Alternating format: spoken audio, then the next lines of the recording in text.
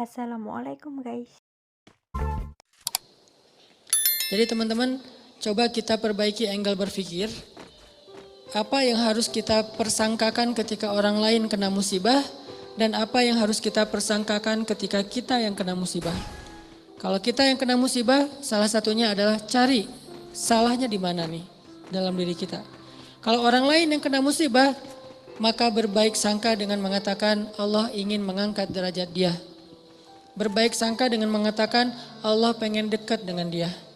Berbaik sangka dengan mengatakan orang yang paling banyak diuji adalah para nabi, kemudian orang soleh, kemudian yang semisalnya, kemudian yang semisalnya. Berbaik sangka dengan mengatakan Allah pengen menggugurkan dosa-dosa dia. Sehingga kita nggak pernah menjudge orang lain. Dan tidak sibuk dengan kesalahan-kesalahan orang lain. Karena pernah saya kena musibah misalnya motor saya hilang. Dulu banget. Saya baru beli motor, baru 2 bulan terus hilang. Teman saya bilang gini, Ustadz kurang sedekah nih. Digituin. Ya sih, saya nggak mungkin dong saya ngebantah kan ya. Oh iya ya mungkin. Cuman kan nggak enak ya. Orang lagi kena musibah, bukannya dia empati atau apa gitu, malah Ustadz kurang sedekah nih. Dia menjudge. Dan kalau saya kepancing, nggak tahu sedekah saya kayak gimana kan habis pahala sedekah saya. Udah pahala sedekahnya cuma sedikit. Riak pula gara-gara kepancing sama dia, hilang kan, gak ada manfaatnya kan ya. Dan itu sering loh mancing-mancing kita jadi riak. Kadang-kadang riak kita itu bukan direncanain, bukan gua pengen riak nih, enggak. Kalau kelas kita insya Allah gak gitu-gitu amat lah. Enggak mungkin kita sedekah pengen pamer, kita beribadah pengen pamer, kita tilawah pengen pamer. Kita tahu lah itu mah sia-sia. Tapi kadang riaknya tuh muncul gara-gara kepancing sama orang lain. Lo gak pernah gua ngeliat baca Quran, wah lo gak tahu gue di HP ini ada Quran sampai 5 aplikasi loh. Buat apa juga banyak-banyak sama aja isinya. Aplikasi Al-Quran tuh ada 5 di sini dan sehari tuh coba lo lihat dan terakhir udah baca sampai surat berapa. Kan kepancing tuh, riak lah kita gara-gara orang lain. Atau misalnya taklim atau apalah. Atau umroh, haji, sedekah kayak gitu-gitu. Ada yang mancing. Lo gak peduli banget dengan saudara-saudara kita yang di Palestina. Itu di sana tuh ngeri banget loh keadaannya. Lu kayaknya biasa-biasa aja. Lu ngelihat gua main, tapi gua tuh sedekah, gua tuh donasi terus setiap minggu tuh ngirim 1 juta. Habis kan? Ini riak yang kepancing namanya. Dan sama statusnya dengan riak yang direncanain. Makanya jangan gampang kepancing. Dia ngomong gitu ke saya lagi hilang motor, dia bilang Ustadz kurang sedekah. Kemarin ketinggalan dompet. Ketinggalannya di rumah ternyata. Nggak tahu kemana dompet, panik gitu kan, soalnya SIM 2 di situ baru dibikin. Udah gitu kartu ATM gitu terus ada foto anak. Alhamdulillahnya nggak ada duit.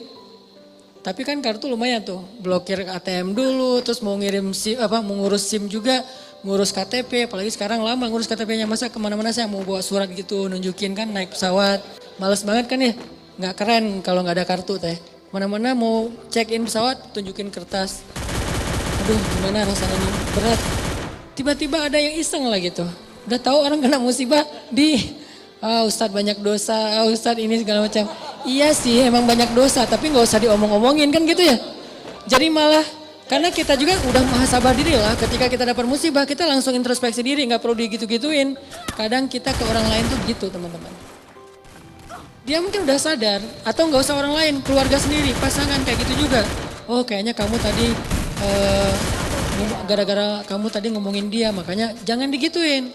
Udah aja bab ngomongin orang lain itu bab yang berbeda. Jangan dikait-kaitkan sehingga kita menjudge orang lain kena musibah gara-gara dosa yang baru saja dia lakukan. Ini kurang bijak. Yang bisa mengatakan ini hanya orang-orang tertentu seperti para nabi. Terus ulama-ulama dengan level tertentu. Kalau kita dengan teman jangan ngambil peran sebagai ulama. Beda.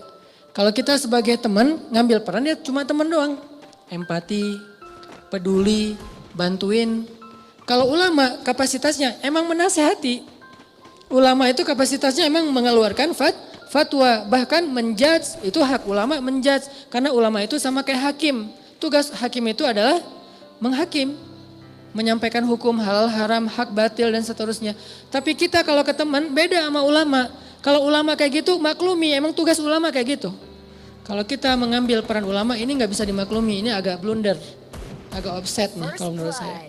Jadi kalau teman-teman ngedengar ada ustadz-ustadz yang di sosial media berfatwa, itu emang tugas mereka. Jangan dijudge juga, nih ustadz ini kurang bijak. Emang gitu, kalau kita yang kayak gitu yang namanya kurang bijak. Kalau ulama kayak gitu, bijak itu. Karena kalau ulama diam, lalu di mana amar ma'ruf nahi mungkar? Kalau ulama diam, lalu di mana dakwah? Kalau gitu saya juga harus, enggak, kalau kita enggak boleh ngomong, mending diam. Karena ketika kita ngomong, kemungkinan salahnya lebih besar daripada benar. Terus gimana? Ya udah bantuin orang yang kena musibah. Jangan dijudge, jangan dihakimin, jangan difatwain. Kita bukan ahlul fatwa. Kita bukan mufti. Kita hanya orang biasa.